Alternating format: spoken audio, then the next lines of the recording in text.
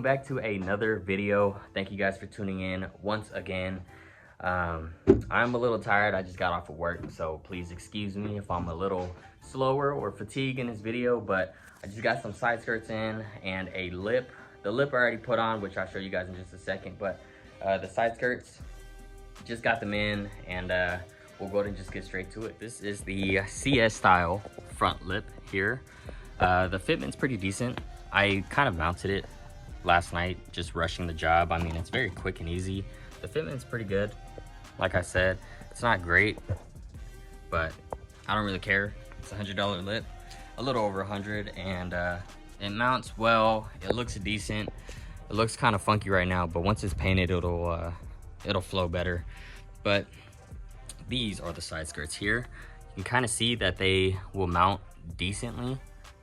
These are actually for a Lexus IS300, the Altezza style, but I've seen some photos of it and I think it looks pretty good. So we're gonna go ahead and try to get them mounted up. I'm gonna go ahead and try to use this hole right here to drill into there, or even that one down there. That'd be nice. And then back here, I'm actually gonna have to probably drill into the frame, but I'm not even worried about it.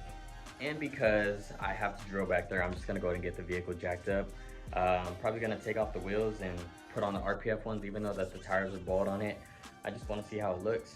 And I have to get some clearance to drill in those bolts anyways. Not the best example, but I am only one person, so it's kind of hard. As you can see here, it looks like we will have to kind of shave this little area, just because when the door opens, it is gonna hit that. And then coming along down this way here, it looks like we should be good to go. But I'll definitely keep you guys updated. What I'm thinking is, for the side skirt here, I did put on the OEM side skirt right down there, just because without that, there's kind of a gap. And I might even like put some like screws into there just to hold it. But I do want to line it up just at the very top right here so that the door can open without hitting it. But yeah, this is how she looks right now. I just have to mock it up again, and we'll go ahead and get to cutting and drilling. All right, and here's a little update on how it's going. I got this side on here. Oh, damn. There you go. Got this side on. I did have to shave it right here. Like I said, it was gonna hit the door, so I try to make it look as smooth as possible. At least to go with the fender here. A little rounded out. It's held on all the way down this way to the back side. It was about a half an inch too long, so be warned. I did have to use a heat gun to kind of heat it up to make the plastic a little bit more malleable, so that I can bend it and get it to fit. But yeah, so far I think it looks pretty good. Once I get the wheels on and everything like that, I will go ahead and update you guys then. Just got these wheels on. I don't know, man. Can y'all see the vision? I think the lip still barely hangs lower than the side skirts, which I'm okay with for now, but eventually I will want to go ahead and just maybe put a splitter or something like that. I do have fat sheets of ABS plastic here, so I might do something like that. Maybe even make a splitter for the front. But yeah, this side is good. We're gonna go ahead and get started on the other side now, start the process over again, and hopefully it doesn't take me that long. It's a little dark out now, but I was able to get this side on, honestly, a lot faster than the other side. This side was pretty easy, only because I would use the measurements from the other side just to get to this side. And I pretty much just matched it. There you go. Made that same little notch here, but honestly, if you do this, you don't even need to. It won't hit when you open the door. I should have checked that first. It probably would have looked a lot better, but it is what it is now. Let me go ahead and just throw these wheels on, throw it on the ground, and we'll see how she looks.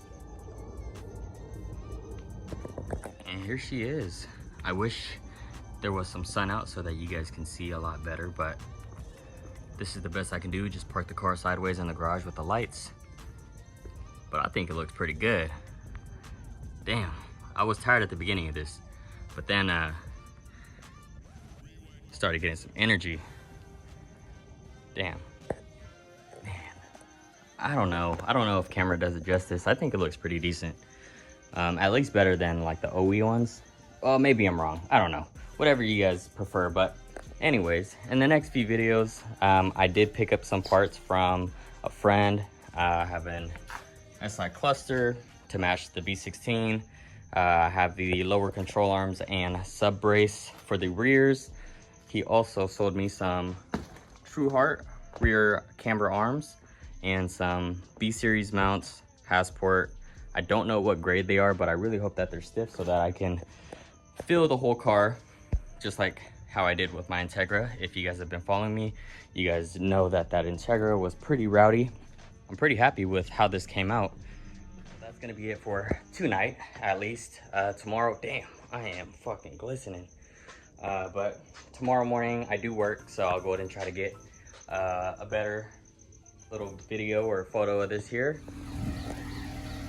It is the next morning, and this is kind of how she looks during the daytime. Goodness, I'm so tired. But yeah, here she is.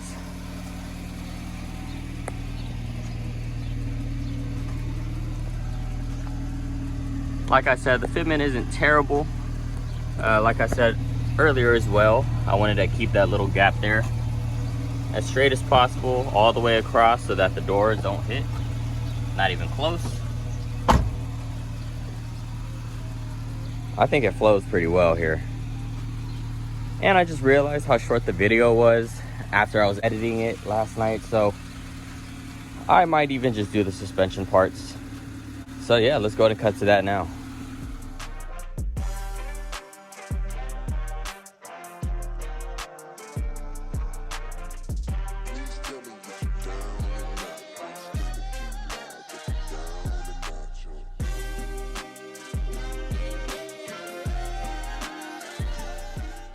And as promised, I will be working on installing these today, as well as the TruHart rear camber arms. As you can tell, oh, I guess you can't, but you're just gonna have to believe me. This is all stock, as well as the camber arms here. At first glance here, it doesn't look too bad. Looks like I would just need to remove that bolt there, this one here, and that one there to drop the lower control arm. And then these two holes right here is where the subframe brace is going to mount. Same on that side there.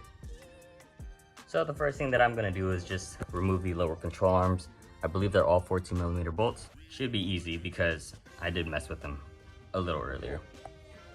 And just like that, I was able to get the lower control arm off on the driver's side. And I went ahead and just did it on the passenger side as well. So from here, we're just gonna be bolting stuff up. And the subframe brace is now installed. Pretty straightforward. Like I said, there was those two mounting holes there. It allowed me to put those bolts through. And on the back side here, there is a bracket right there that has threads so that I can catch. And I went ahead and did that on the other side as well. The next step now is to put the lower control arms on and then just put the bolts back to how it is. Got the lower control arms on. Everything is double checked and tightened down. This is looking pretty good. Looks good from the back here. Hey, yo, pause. Yeah, obviously these are used. And I really don't even know what brand they are, but they look good. And we'll see if they kind of work well. I've never used a rear subframe brace before, so this is a first. My first time installing as well. I know that there's another piece that goes below here, which bolts into these threads, but that was sold before I purchased this, so I will have to get my own. And don't worry, I will clean it up. I know it's a little dirty. I'm not gonna go crazy and polish the whole thing, but I will definitely try to get it cleaned up. And next up are these rear control arms here. This one's pretty easy. Pretty straightforward. You got two 12mm bolts in the back there, and then one, I believe it's a 14. And then the whole rear control arm is gonna come out. I will readjust them to the same length just because I don't really wanna mess with it quite yet. I just wanna get them installed. So let's do it. Rear control arms now installed. This one I didn't really record too much just because it is pretty simple, and I lied. Those bolts in the back there are 14s as well, so it makes it easier. You're only using one socket for these. And I've installed these before, so it's nothing too crazy. And here's just a little bit of a side-by-side comparison. Luckily, I didn't have to make any adjustments, or at least not much, just because they are sort of the same length. This one, I lied, I might need to make some adjustments on this side. The other one that I just installed there, it just happened to be matched. But like I said, these are used TruHart camber arms, but as you can tell here, the bushings, these are toasted. These are a lot better, so fuck it. And once everything is installed, I am gonna go ahead and clean it up, put the wheels on, and we'll be able to lower it.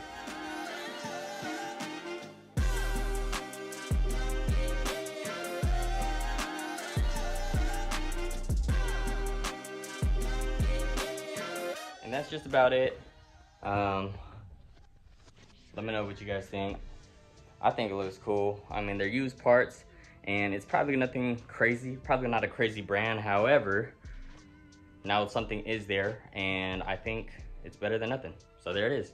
Obviously, there's gonna be some upgrades in the future, but for now, this will do. I think it looks pretty good. And I just wanted to say thank you to you guys again. It's kind of cool to see those numbers grow, but or at least fluctuate, because I'm still beginning and I'm still learning. But all of this stuff is just for fun. It's just for memories, things that I wish I could have captured while working on the Integra, which I learned everything off of. But because I didn't have that opportunity, or didn't even take the chance to, I will want to do it with this car, because I plan on doing a whole lot of things. So I hope you guys are excited, and I'll see you guys later.